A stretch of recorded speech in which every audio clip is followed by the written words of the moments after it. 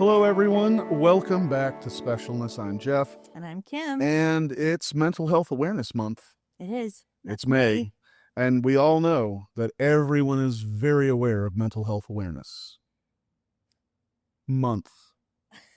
I don't know about that. I'm pretty sure that most people don't know this. Yeah. Okay. But, you know, it's something that a lot of people are concerned about. So it's certainly a lot being talked about how there's a mental health problem in the country, and it's an epidemic, which is kind of funny because that makes it sound like you can catch it from other people. Mm-hmm. There's a lot of misconception about what mental health is.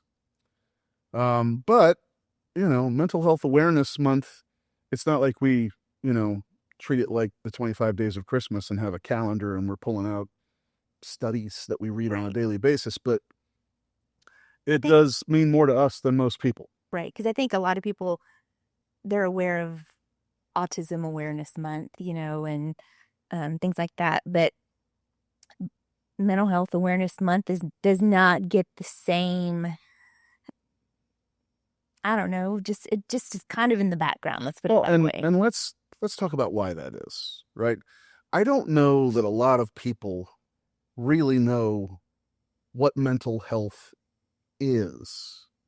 I mean, you can certainly watch social influencers that like to go out in the middle of the wilderness and say they're working on their mental health because they're trying to give themselves a break from the rat race. Right. And that's not mental health, but that's not really what I would consider what we need to be aware of. Right. I think one of the real problems we have as a society is that we see mental health. There's a big spectrum of mental health. Right. And unfortunately, I think we only see the far end of the spectrum as being a mental health problem. And we don't really know how to address that anyway. The reality is, it's, if over here, mild situational depression is the low end of the mental health spectrum. And paranoid schizophrenia. Bipolar disorder, schizoaffective disorder. It's way over on the other side. A lot of people don't understand that far end. And that's why when we've talked before, when we were meeting with our social worker, of the things we, quote, would accept and not accept, that's why we had told her no mental health issues known, aware of at the birth families, because it is such a spectrum disorder. And I specifically remember telling her, because you can have someone that has mild depression or has a little anxiety when they have to fly or whatever, to paranoid schizophrenia and that. And you don't know, just because if a family member has mental health issues, it's genetic. And a lot of times it trickles down. I've struggled with depression, anxiety my whole life. I've been on an antidepressant for as long as I can remember. And I'm okay with that. But I was really fearful. I think we were really fearful of the bipolars, the borderline personality, those mental health. I have to admit, I was probably not as concerned as you were. But that's because I didn't have a history of depression. And I think that's something that's interesting here. I have what's referred to as situational depression, right? My depression is driven by circumstances in my life. When I get to a point where I feel like I have no control over anything and I'm just screwed, right? I will go into valleys. And so, I have taken an antidepressant for about 10 years? I was going to say, I think about 10 years. Yeah. So I started taking when I was in my early 40s. I had reached a point where my natural personality, just couldn't deal with it as much anymore. And honestly, I can't put a finger on like how I feel different than I did before. I don't know that I don't think I can really remember, what the difference. Before? Well, how I felt before I started taking. I mean, I know I was down more or whatever, but I can't pinpoint like how it's making me feel better, but it has. Yeah. No, I think you get. Well, like, I think your personality is such. You're a upbeat, funny, outgoing guy, and when that started to retreat, I mean, it was more of you had to be like you were forceful of having to kind of fake the upbeatness. Well, I think a lot of it was also, our life doesn't really make a lot of room for someone who's outgoing. There's not a lot of outgoing for us to do, right? So I think a lot of it had to do with the final acceptance of all the things that I have liked to do, be around people, social, whatever, make people laugh. I just wasn't able to do that very often. Right. And then on top of that, we have the things we're dealing with. So, well, and that's why I think like right now we're kind of in I would say a funk, because we have so much going on with Kaysen. We the last couple episodes ago, we did the whole Social Security thing, which is an ongoing 2-year fight. We're dealing with heart, lung, trying to figure out what's going on. And we have a big new doctor's appointment on Monday.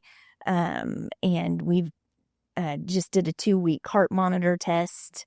That is a pain. He doesn't follow it. He hates it. Yeah. And then out of the blue, in the midst of those 2 weeks, we get a message from his psychiatrist saying his labs didn't look good for his kidney function, and that she wanted to lower his lithium significantly. Mm-hmm.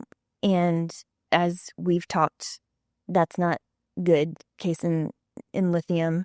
And historically, it hasn't been good. Right. Even though we've gone up on other medicines, he just does better with lithium. And so I kind of bargained with her a little bit and said, for a couple weeks, can we just, instead of cutting this one dose completely out, can we cut it in half for a few weeks and then repeat labs? And she did agree to that.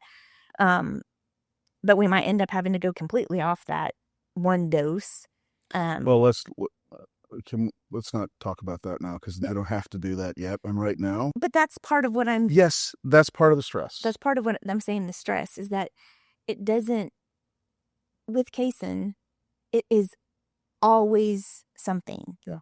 And I think if it was just autism or just a genetic issue or just a learning disability or just this, but it's not. He has so many moving parts that it just seems like we're constantly juggling. And it does, like, the minute we feel we have something somewhat under control, something else, the ball drops on this and a medicine. He ends up with the skin disorder, or or just something puts him out of his rhythm during the day. He forgot his water bottle or something. It really throws him off.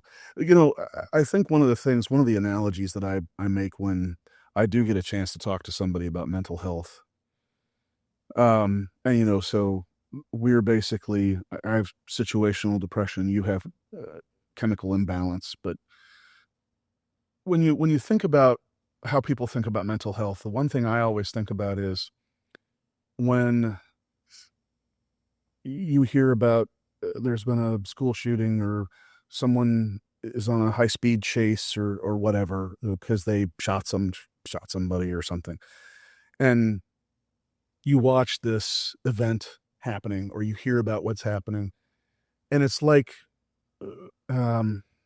civilians, which is what I always call people who don't have to deal with mental health issues.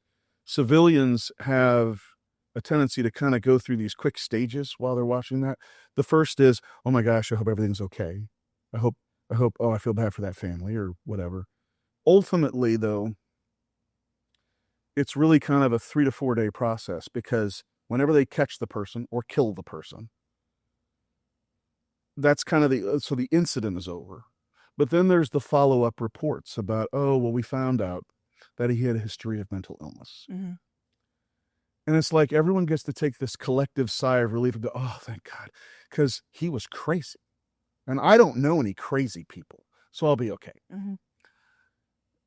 The reality is, yes, in a lot of cases, those individuals have probably had a break, and are going through a mental collapse because they have something like bipolar disorder, or more likely schizophrenia.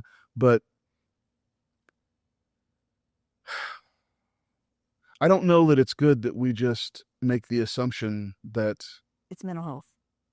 Well, because it was mental health, it's an isolated incident and it doesn't really affect me.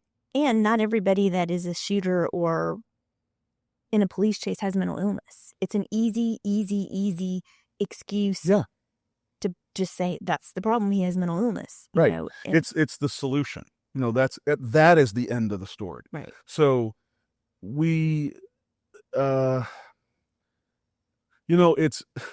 it's a lot like the gun control argument, which is an argument, right? Because there is an amendment that says you get to own them, but we have these repeated, violent acts that happen. And so you have this eternal argument of, well, people don't kill people, guns kill people. No, people with guns kill people, whatever. Right. We don't have that discussion about mental health. We don't have that discussion about, there's no back and forth on it. You just basically say, oh, well, they were crazy and that's why they did it. And we don't care why. We don't care how they got to that point. We just kind of accept that that's the resolution, and there is nothing we can do about it, and life sucks. Right. And for them and whoever they killed or whatever. Right. And for those of us that have special needs kids, there's a statistic that says if you have an autistic child, you're at a 50% higher chance of suffering from depression than those that don't have an autistic child. And in our situation, we don't just, like I've said, we don't just have autistic child. Autism is really the smallest of our issues. And so no wonder you and I are on antidepressants. And I'm proud that I'm on one. I'm not ashamed to say. I'm not ashamed of it. I'm glad I'm on one because, without it, it'd be really, really hard. And the reasons why parents of special needs, we've covered it in multiple different episodes, but there's chronic stress. The stress doesn't, go away. What you mentioned earlier, the isolation, and for someone's personality like yours, like you were saying, you like to be out, you like to be doing and going. And especially when Kaysen was younger, that just wasn't an option. And just the fact that for us, it never ends. Kaysen, like I was just talking about, it's always something with him. And it's been 23 years of always something. And that's a really, really, really long time. It's not, we hear all the time people say, oh, you're just in a season. You're, just if you could get through this season, or you're going through a hard time, whatever. But we don't have seasons. No, it's been one long season. 23 years. And that's a really, really long time to have to get up every day, do the same thing, know it's like getting up and getting ready for war every day, because it doesn't end. And no matter how much we put our best effort in, we have no control over what happens with Kaysen in, in that moment. Yeah, there's certain things we can control, obviously, but we have no control if his kidney function stops working, or if he has a heart problem, or if his medicine stops working, And for us, it's really hard to wrap your head around the fact that this is our life. Well, and I think that's what puts, I guess it's not, that doesn't put the most stress on me, but it definitely is the most depressing thing. Yeah. Because the reality is, in our situation, friends, even family, they just can't relate. And so when you think about, oh gosh, I wish we were invited to go out to dinner with someone or go to a party or whatever it is. Now, most of the time we can't go, but when we do go, I just feel so out of place. Yeah. Because I feel like, first of all, no one's asking me about Kason. They're not asking how he's doing or how we're doing. It's kind of like the elephant in the room, almost. Yeah, but because it's like, in addition to that, because they're not asking about that, and at the same time, I don't know that I want them to, but it's all uncomfortable, right? Mm-hmm. They're not asking, therefore I'm wondering, do they think I'm just hunky-dory, or do they have any idea what I'm going through? So I start to have these feelings of uncomfortableness bordering on resentment, and I think what's even worse, and I call this the Facebook problem, but in observing things around me, I just feel like I'm watching other people live my life. Right. And I feel like all the things that I had expectations of doing as a father, as a husband, as a guy, whatever, Right. As an outgoing guy with a big personality, all the things that I would want to do, I don't get to do them. Mm-hmm. And everyone else is living, to do them. They're living the things that I'll never get to live. And that's what I was saying. It's for us. I mean, no wonder we're depressed, because it's not that we're not happy for everybody else, and that's not it.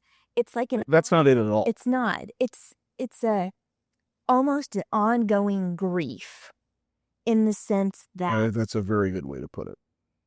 That when we were dating and got married, and everybody does this, if you want kids, you talk about your plans for the future. You Mm-hmm. talk about what it's going to be like to have children, what it's going to be like when they go to college, or, oh my gosh, are they going to go to the college I went to and we can go to football games together? Or, what are we going to do in our retirement? Are we going to be able to travel? Are we going to be able to play golf? Are we going to be able just to go see movies, or whatever it is you want to do? Everybody has those discussions and hopes and dreams. And when you have a child like Kason, those dreams and those conversations that we've had, they're gone. Well, and it's more than that, because I think about the situation that we've been dealing with has affected me professionally, Mm-hmm. As well as mentally and physically and everything. I mean, there are things that I really wanted to do with my business, or even when I was doing on camera work or whatever, things that they just became too much of a burden to pursue, because of the constant feeling of that something's going to go wrong. Well, I gotta try and hold all this together with the limited amount of complication I have, rather than trying to make things more complicated by creating more opportunities for well, myself. and because it was too hard for me. Yeah. I mean, that's kind of you had to make a choice. We had to make a choice. It's like, when your child's violent, and when your child is in those mindsets, and you have another child at home, you couldn't be traveling. You couldn't be gone. I mean, you could, but I mean, it just would have been 10 times harder for me, and so. And I think it's important to point out, when you look at Facebook and you see someone went to see Post Malone, I like Post Malone, but I mean, that's not the kind of thing that I'm talking about. Even though we don't get to go to a lot of concerts, and I'd love to go to concerts, it's really more about seeing that so-and-so's son graduated, or they scored the winning basket in the basketball game, or they're on stage, or they're getting married, or they're whatever. Those life events, that's when I feel like someone else is living my life, because those things are never going to happen for us. Kaysen is never going to get married. He's never going to have children. He's never going to have a job. He very well might never live away from us. There are some outside chance. There is a possibility he could live in a group home environment that we're working on at my possibilities. But and he has surprised us. He's done things that we didn't think he'd be able to do, and I hold out hope that he will be able to do that. But that's just another financial burden, right? So there's never enough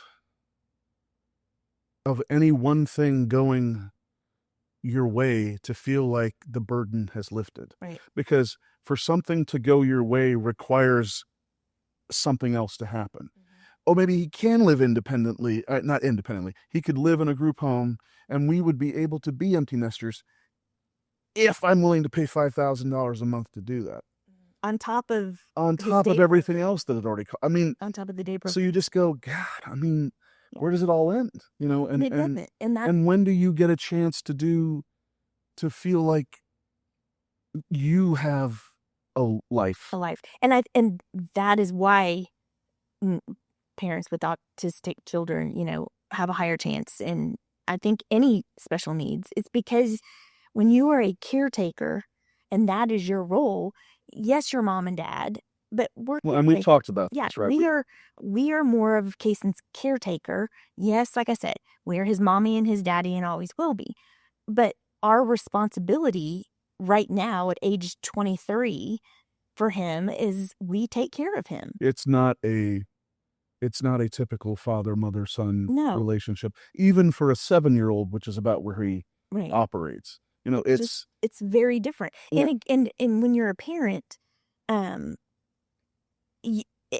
people joke all the time, oh, enjoy those moments because 18 comes before you know it, and then they fly the nest, and then you're going to be, you just don't realize how much. First of all, it's normal, right? That's what everyone else gets to deal with. But and it would be one thing if look, Kaysen gives to us, from a relationship perspective, everything he is capable of. Yeah, he does. But the reality is, it's not like it's a deep relationship. He struggles to explain things that are going on with just how he feels physically. He certainly doesn't have. You don't have deep conversations with him. That he has dreams, but they're not like he wants. His dream is to play for the Mavericks. Right. But his dream isn't to get married or get a job or all the things that people who are 23 are typically talking about. And he's not going to. Right. And so when you feel that you're in this Groundhog's Day. Yeah, you just wake up every day and you're doing the same thing, and it's getting a little bit harder every day.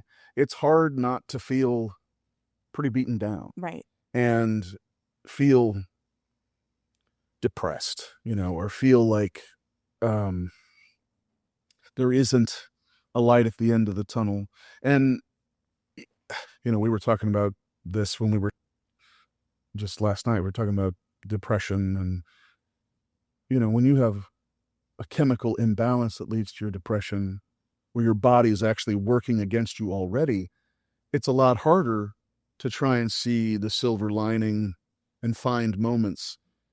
For me, that's what it's getting harder, but because we were talking, what I do when I feel down is I I listen to Bare Naked Ladies. They're my favorite band, and they make me happy. It doesn't change anything, but at least I have that little mental escape. Mm-hmm. But as I get older, those mental escapes are shorter. Mm-hmm. And I think some of it's because, you only get to live once, right? And we're 53. We're not getting any younger. We're entering the age of life where most of our friends are empty nesters. Most of our friends are thinking of being able to retire. Most of our friends are being able to travel a lot more. And we're not. And we are just stuck. And that is really hard to constantly have to pump yourself up every day and be like, okay, it's good. It's good. Come on, Kim and Jen. Today's going to be a good day. day. It's going to be a good day. One of the things we joked about is every New Year's Eve, we say, you know what? It's next year's. This is the year this could be a good year. It's going to be a good year. And I can't tell you the last time. Well, and look, again, I'm an eternal optimist. I'm saying we can certainly have had worse years than we've had, right. But we certainly haven't had a year where you go, man, what a great year. We took all these trips and our kids accomplished all these things and we celebrated this anniversary. We don't have that. No, and it's been that way forever. Yeah. And I'm not saying, like you said, it's not that we haven't had good times and smooth sailing times, but there has not been a year, as long as we've had Kaysen, that I can honestly tell you where we have at the end of the year said, man, we really made some progress this year. Not even that. Man, that was a good year. Yeah. There's always a push and pull. That's my point. Yeah. For every good thing that can happen, there's a massive price to pay for it. Sometimes it's financial. Sometimes it's mental. It's just it's a challenge to keep your chin up and fight through it and it's I think the complication is you just feel alone, because you just feel like very few people can relate to what you're dealing with. People don't feel like they can help you, so they don't even talk about it. I think they just don't. Well, I think this is a transition to something else that we wanted to bring up about Mental Health Awareness Month, and that's that, we're seeing a return with health insurance companies of, they don't want to cover a lot of things that have to do with mental health. Mm-hmm. They don't want to cover a lot of things that have to do with pre-care. They'd rather just wait until you have cancer to pay for cancer treatment than pay for something preventative. But it's just as bad on the mental health side. They're worse. Yeah, because what it all comes down to, there aren't enough providers. There aren't enough facilities. We psych hospital beds. Yeah, there aren't enough beds. There are diminishing assets for the mental health community. And I think it ultimately just comes down to the fact that there are no cures for mental illness. I think we've said this before. The advantage to cancer is you're either going to die from it or you're going to get better. Right. Even if your battle is years, 3-4 years, one of the two things happens. Mm-hmm. With mental health, there is no cure for schizophrenia. There is no cure for bipolar disorder. There is no cure for 15q25.2 or a brain development deficiency. Nope. So when there's no hope of a cure, I think there's a tendency to say, well, let's fight the things we can fight, and let's not fight the things we can't. Right. And in the I think I had read somewhere that the reimbursement rate from insurance companies to psychiatrists is way less than what the reimbursement rate would be for, say, a cardiologist or just a physical doctor. And again, I think that's because they're placing an emphasis on what's more important. You can't live without a heart, but you can have schizophrenia and you can live. Well, can you? Well, you're not dead is the point. You're on the street. You're right. There are so many things about mental health that I don't think people make the connection to. When I bring this up to people, they go, "Oh yeah, that makes sense," but it's not innately there. We talk about how we have this huge homelessness problem in the United States. Certain cities, bad, yeah. It's really bad, especially on the West Coast. But that's because the weather's better. If you're going to live outside, it's better to live somewhere where it's 70 degrees all the time than somewhere like Dallas, where in the winter it's -3 and in the summer it's 150. Right. So that makes sense. The reality is the vast majority of homeless people have a mental health issue. Yep. I've talked to people who say, the problem I have with the homeless is they don't make any effort. Well, if you stop and think, if you're making a conscious decision to live on the street, there's something wrong.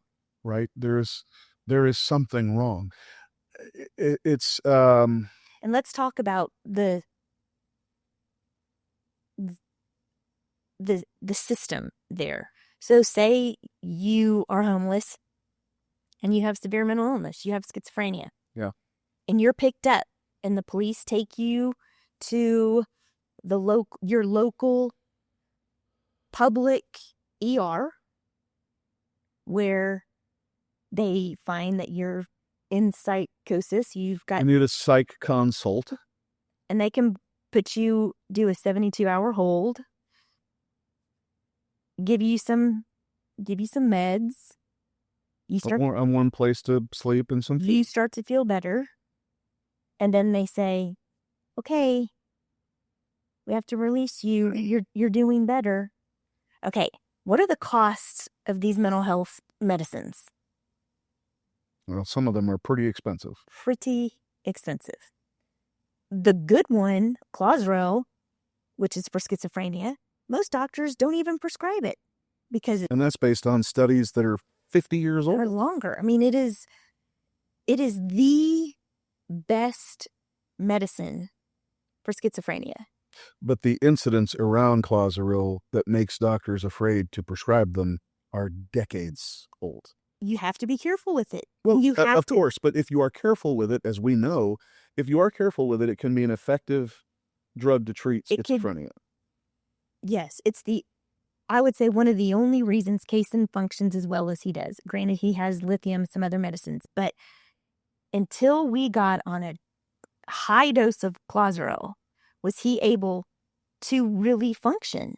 And his hallucinations have, I don't want to say they're 100% gone, because they're not. They're a little bit always there.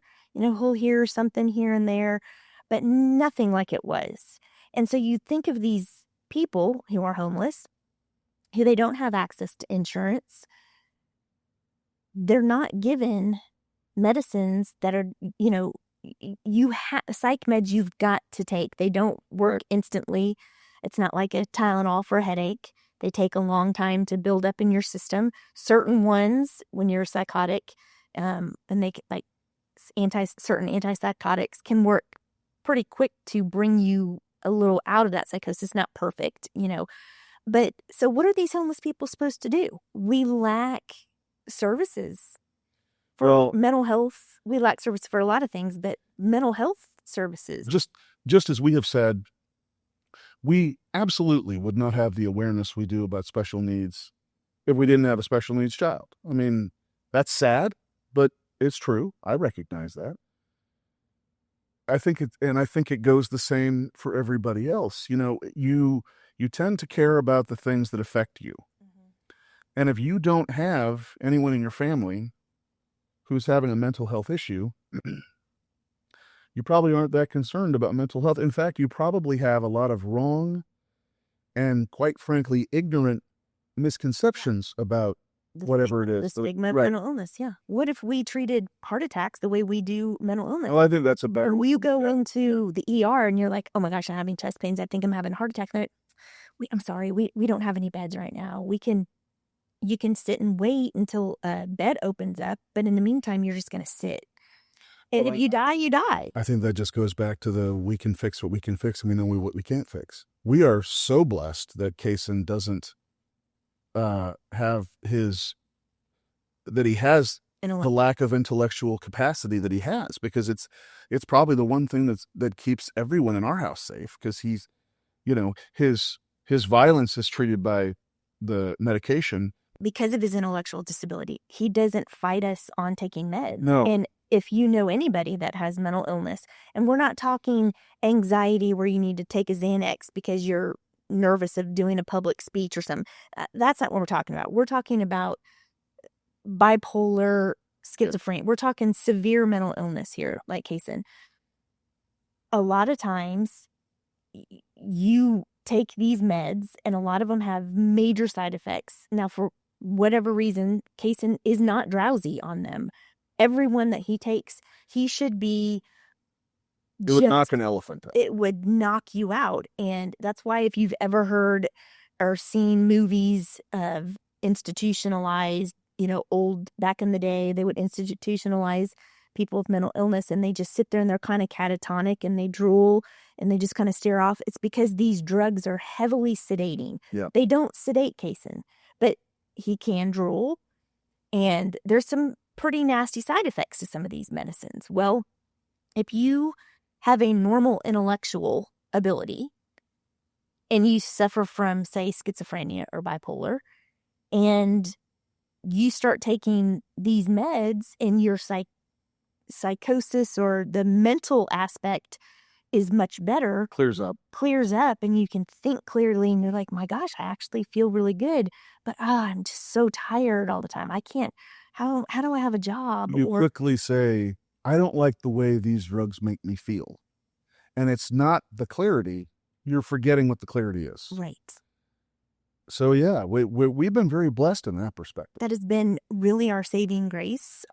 I just think that there's a lot of people who say, you can't, you have to walk a mile in a man's shoes before you understand what he's been living. I don't think there's anything more true about that than a mental health situation within a family, because you have no conception of what it is. Mm-mm.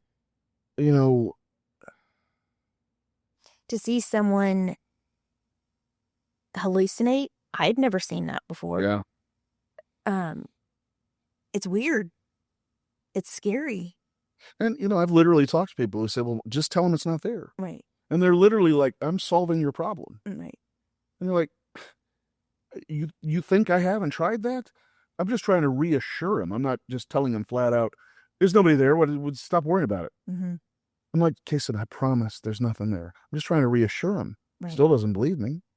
And it's like, because he sees it. He sees it. And it's different than like the autism side of what frustrates him and what gets him mad. A lot of times in autism, it's sensory overload, or, like he hates to be touched. I would love to be able to, when I'm especially near the end of my rope, where I just feel like the weight of everything is just, I'm almost to that point. Mm-hmm. And then I'll clear my throat, and occasionally makes him mad because he doesn't like the sound of me clearing my throat. And I just think to myself, good Lord, I can't even cough. Yeah. And just have someone say, God bless you. Or just, yeah. Yeah. This is just the way it is. So I guess the whole reason we want to talk about this today is that we are now in the middle of a month where we're supposed to have awareness about mental health issues. And there's no awareness going on. And I'm positive most people, even some people who are watching this, who have children with special needs or have someone in their family with special needs, probably didn't know that it was Mental Health Awareness Month. Mm-hmm. And I can't blame them. I didn't know about it until very recently. Right. You know, And there's not a lot of advocacy going on. I mean, Glenn Close, the actress Glenn Close, has a organization, Bring Change to Mind. BringChangeToMind.org. And that's because which her sister, right? her sister has, I think it's bipolar. Yeah. But it's affected her in her life, Glenn Close's life too. But there's just not a lot of talk about it. There's governments constantly cutting funding for mental health, and it's just, people just don't think it's a necessary thing, yet we have school shootings right and left. The bottom line is people don't want to deal with it. It's easy to say. I also think we're, to some degree, and I'm not saying these things have been said word by word, but some of the actions seem to tell me that our current administration's perspective on, in some degrees, just health in general, is mental health is a sign of weakness and a choice. Mm-hmm. And you need to just not do it. Yeah. And we're not going to pay for it. Yeah. If you want to decide that you want to be homeless, or you want to feel sorry for yourself, that's on you. That's your problem. Yeah, we're not going to help. And I don't know where that's coming from. I am betting that the people who feel that way have never experienced a mental health situation with anyone in their family. And if they did, I guess they didn't think much of it. School shootings and stuff like that, I mean, those are extreme cases, but those cases end horribly. But if you could look back 5 and 10 years prior to a school shooting or a murder or whatever, there are always mental health signs, and lack of knowledge, lack of education, lack of resources. Like we said, it costs us money. A lot of therapists, not all therapists take insurance. Yeah.